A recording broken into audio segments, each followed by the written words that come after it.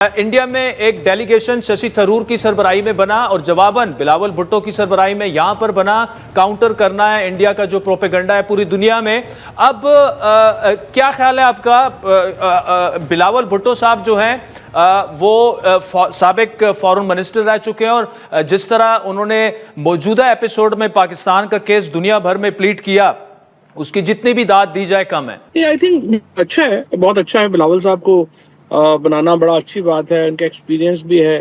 پھر اس اچھی بات یہ ہے کہ بے نظیر بھٹو شہید کی وجہ سے، ذوالفقار علی بھٹو کی وجہ سے عرب ورلڈ میں ان کی فیملی کا ایک ادب احترام بھی ہے، ذاتی تعلق بھی ہے.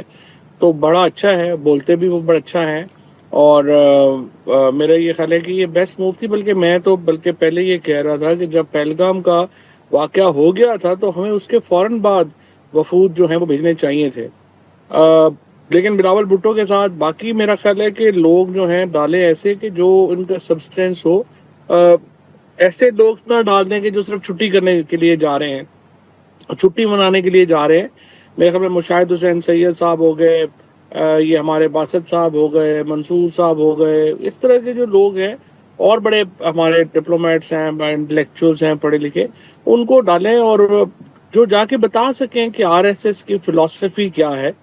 عمران خان نے آپ کو پتا ہے کہ جس طریقے سے یونائیٹڈ نیشنز میں پہلی بار یہ بتایا تھا کہ کیسے آر ایس ایس آپریٹ کرتی ہے، مودی کا کیا تعلق ہے. اور وہ تقریر بھی عمران خان کی ایک دفعہ سن لیں سب لوگ، تاکہ ایک سمجھ آ جائے کہ ایشو کیا ہے.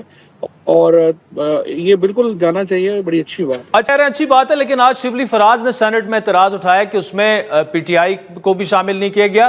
کیا موجودہ پی ٹی آئی میں جو ہے کون ایسا ہے جو اس ڈیلیگیشن کا حصہ ہو سکتا تھا؟ شبلی فراز صاحب بھی ہو سکتے تھے. نہیں، شبلی فراز بیچارے کو تو کچھ بھی پتا نہیں اس نے جا کے کیا کرنا تھا. لیکن یہ تھا کہ مثلاً بیرسٹر سیف کو ڈال سکتے ہیں. بیرسٹر سیف بڑا عقل مند آدمی ہے اور سمجھتے ہیں ان معاملات کو. میرے خیال میں عمر ایوب کو ڈال سکتے تھے، بیرسٹر سیف کو ڈال سکتے تھے. یہ 2-3 لوگ ہیں جن کو جو ہے وہ ڈالا جا سکتا تھا، اور ایک ریپرزنٹیشن ہونی چاہیے تھی بھارت. یہ بات ٹھیک ہے کہ کرائسس تو ہے اس وقت، تو زیادہ لوگ نہیں ہیں جی. انفارچونیٹلی. شاہ محمود قریشی جیسے بڑے آدمی کو آپ نے جیل میں رکھا ہوا ہے. 7.5 سال جو فارن منسٹر رہا، جس کو اچھی بچی کا پتا تھا ہر چیز کا، ان کو آپ نے جو ہے وہ جیل میں رکھا ہوا ہے. باقی جو لوگ ہیں ان میں یہی 1-2 لوگ تھے جن کو ڈالا جا سکتا، لیکن ریپرزنٹیشن ہونی چاہیے تھی. لیکن ان کا 54 جو لوگ ہیں وہ شامل ہیں، ساری پولیٹیکل پارٹیز اس میں انڈیا کی شامل ہیں. ہماری طرف سے اپوزیشن ہے ہی نہیں، صرف حکومتی پارٹیاں جا رہی ہیں. یہ تو ظاہر ایک بری بات. اچھا، کیسر صاحب کہہ رہے ہیں کہ تحریک عدم اعتماد لا رہے ہیں، جن کے آف کورس نمبرز ان کے پاس جو ہیں وہ پورے نہیں ہیں. دوسری جانب بیرسٹر گور جو ہیں وہ اس کی انہوں نے تردید کر دی ہے. اسد کیسر کہہ رہے ہیں ان کے پاس جامع پلان ہے، لیکن 26 نومبر کے بعد پارٹی کی موجودہ لیڈرشپ جو ہے ان میں اتنی کیپیسٹی نظر نہیں آ رہی کہ وہ کارکنان کو نکال سکیں.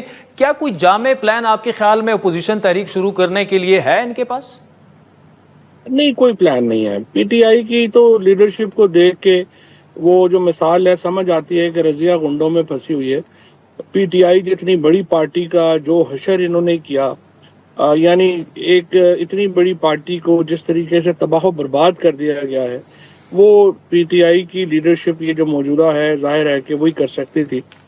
میں عمران خان صاحب کے اوپر بھی جو ہے وہ میں سمجھتا ہوں کہ بہت بڑی انہوں نے غلطی کی ہے.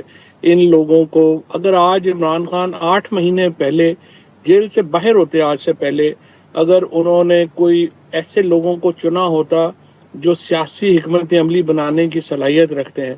لیکن جب میں کہہ رہا تھا گرینڈ پولیٹیکل الائنس بننا چاہیے، ہمیں مولانا فضل الرحمان صاحب کو، محمود اچکزئی کو، خاقان عباسی صاحب کو ملا کے ساتھ آگے کرتے. الائنس میں کی گفتگو حکومت سے ہونا لازم تھی. اس کے نتیجے میں پی ٹی آئی کو کوئی ریلیف مل سکتا تھا. ان سے نہ الائنس بنا، نہ کوئی انٹرنل پریشر ڈیولپ ہو سکا، نہ ہی کوئی ایکسٹرنل پریشر بنانے کی اہلیت ان میں ہے. یہ تو ایک بالکل تباہ و برباد انہوں نے کر دیا ہے. اور مجھے نہیں سمجھ آ رہی کہ عمران خان ان لوگوں کے اوپر اور کتنا ریلائی کریں گے، کیونکہ یہ لوگ تو کوئی ٹاسک ایگزیکیوٹ کرنے کی صلاحیت ہی نہیں رکھتے. اب آپ دیکھیے کہ جو کل انتہائی غیر ذمہ دارانہ بیان سلمان اکرم راجہ کہہ رہے ہیں کہ جی وہ عمران خان کو تو پھانسی لگانے لگے ہیں. اس طرح کی باتیں آپ کرتے ہیں، اپنے کارکنوں کو آپ یہ پیغام دے رہے ہیں کہ یہ حالت ہے ہماری. اور وہ اپنا بغیر سنے سمجھے اسد کیسر صاحب کہہ رہے ہیں کہ ہم نو کانفیڈنس لا رہے ہیں، گوہر کہہ رہے ہیں کہ جی بالکل وہ ایسے ہی بات کر رہے ہیں، ہم تو بالکل نہیں لا رہے. سو نہ ان کی آپس جو 21 رکنی پولیٹیکل کمیٹی ہے، میرا یہ خیال ہے کہ 21 کے 21 ایک دوسرے سے لڑے ہوئے ہیں. یعنی ایک بندے میں بھی یہ بات نہیں ہے کہ کسی دوسرے کو ساتھ لے کے جا سکے. ساری ایک دیٹس گوئنگ آن. اچھا، مولانا صاحب سے بڑی تفصیلی گزشتہ ہفتے میری ملاقات ہوئی اور یہ معاملہ ڈسکس ہوا کہ اتحاد کیوں نہیں ہو پایا. تو انہوں نے جو بتایا مجھے، تو شاید ہی کوئی mature political party P T I کی موجودہ لیڈرشپ کے ساتھ اتحاد کے لیے تیار ہوگی. آپ بھی مولانا صاحب سے ملاقاتیں کرتے رہتے ہیں، ان کے کافی قریب ہیں، کیوں نہیں ہو پایا یہ اتحاد؟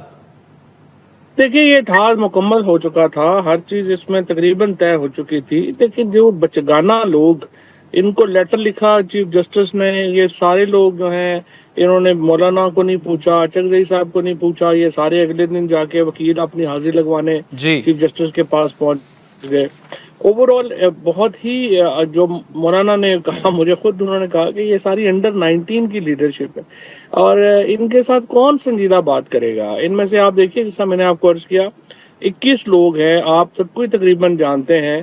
آپ سمجھتے ہیں کہ 21 کے 21 لوگ جو ہیں وہ ایک دوسرے سے مختلف رائے رکھتے ہیں اور کسی کو نہیں پتا کیا کرنا ہے.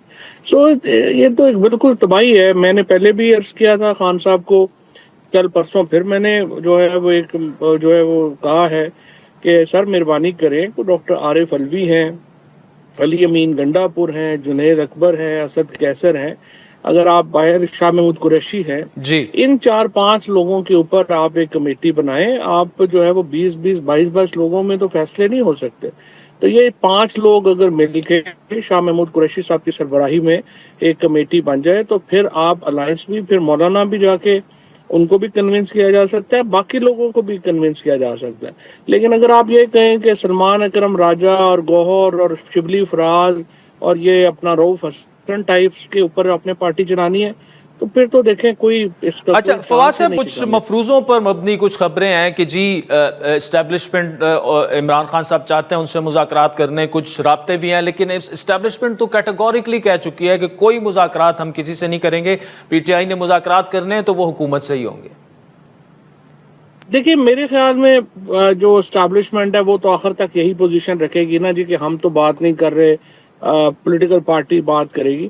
وہ تو اگر کرنی ہوگی تو ڈائریکٹ بھی کر لیں گے، that's not an issue. But the problem right now is کہ کوئی مجبوری نہیں وہ سمجھتے. نہ آپ کے پاس کوئی انٹرنل پریشر ہے، نہ کوئی ایکسٹرنل پریشر ہے، نہ ہی کوئی ایسی مجبوری ہے کہ وہ یہ سمجھیں کہ بات چیت کریں. اور اگر بات چیت ہوگی تو ظاہر ہے کہ پھر ون سائیڈڈ ہوگی. سو جو پی ٹی آئی کو تو عمران خان تو بات چیت کرنا چاہیں گے نا کوئی کہ جس میں کوئی فیئر ڈیل ہو، کوئی فیئر بات ہو. اگر وہ فیئر ہی نہیں ہوگا تو پھر انہوں نے کیا بات چیت کرنی ہے، کیا ہونا ہے. I think P T I کی جو اس وقت لیک آف میچورٹی ہے اور لیک آف اسٹریٹجی ہے، اس نے بڑا ایک نقصان پہنچایا ہے اور ایک بند گلی میں پی ٹی آئی جو ہے وہ کھڑی ہے اس وقت. اور ظاہر ہے بات چیت تو ہونی چاہیے اور 100% پولیٹیکل پارٹیز کے ساتھ بات چیت ہونی چاہیے، اسٹیبلشمنٹ سے بات چیت ہونی چاہیے. لیکن اس کے لیے دیکھیں نا کوئی آپ کو فارمولا تو بنانا پڑے گا نا. تو پی ٹی آئی میں کون ہے جو کہ یہ فارمولا بنا سکے یا کوئی آگے چلا سکے. تو اس وقت بات چیت جو ہے اول تو میرا نہیں خیال کہ ہو رہی ہے، کیونکہ کوئی ایویڈنس نہیں ہے کہ کوئی کامیابی کی، اور اگر ہو بھی رہی ہے تو اس کی کامیابی کے چانس بڑے چلیں کم ہیں.